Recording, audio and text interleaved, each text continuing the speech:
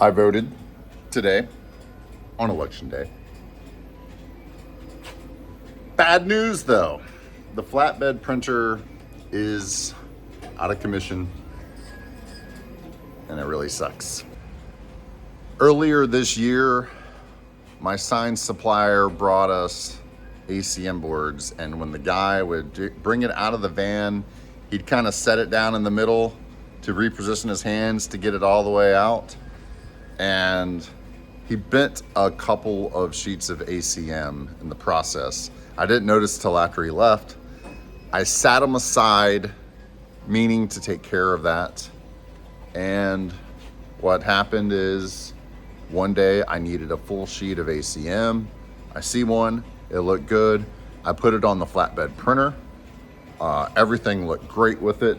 The front end of the ACM board towards the front of the machine was perfectly flat and smooth. It printed the whole sign until it got to the very end. There was a piece sticking up over there and we had a head strike. The head that holds our CMYK colors is the head that got slightly damaged. You could tell it whenever we would do a lot of prints with black ink. On Coroplast especially, you would just kind of see where it looked like it was dripping a little bit of extra ink. The quality of our prints was definitely going down a smidge, but not a lot that the everyday customer would notice. On Coroplast, we were having to do a lot of take a little bit of alcohol and spot clean areas, so that's been super annoying. But we just didn't feel like we had the money this year to really splurge on replacing the head entirely. The head essentially has a very thin piece of metal on it, and when that piece of metal hits an object, it kind of bends downward, and you can't. There's nothing to. You can kind of push it back, but it's just not enough to bend it back because there's a backing there, so you can't just bend it back in place all the way. And so we were printing some Coroplast the other day where we were printing on the same spot with the bleed, and the ink buildup was building up a little bit, and a piece of Coroplast is there, and it snagged on the little hanging piece of metal, and the rest is history. It really bent the metal down on the head, and it's just absolutely toast. Thankfully, we have a little money to fix it now, but that kind of sucks because I would have rather spent that money on something else. But that's what we're dealing with. My number one video on YouTube by far is the application table that I built. And people are like, what happened to the vinyl application table? I'll tell you what happened to the vinyl application table. I got a flatbed printer. I don't apply vinyl anymore. The only vinyl I'm applying is on a vehicle or on windows or something like that. We're not applying vinyl to boards unless we absolutely have to. Some people on YouTube, Darren, say that you don't need a flatbed printer. You just need a vinyl application table. Well, to me, the labor cost involved with a vinyl application table sucks. Not only that, the vinyl cost sucks. When you have a flatbed printer, you're printing directly to the substrate.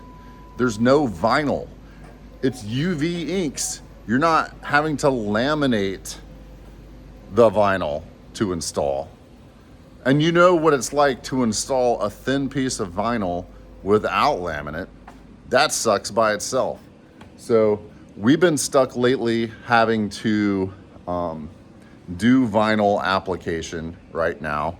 And it's just reminded me how much I absolutely love the flatbed printer. Is it a huge money maker for us?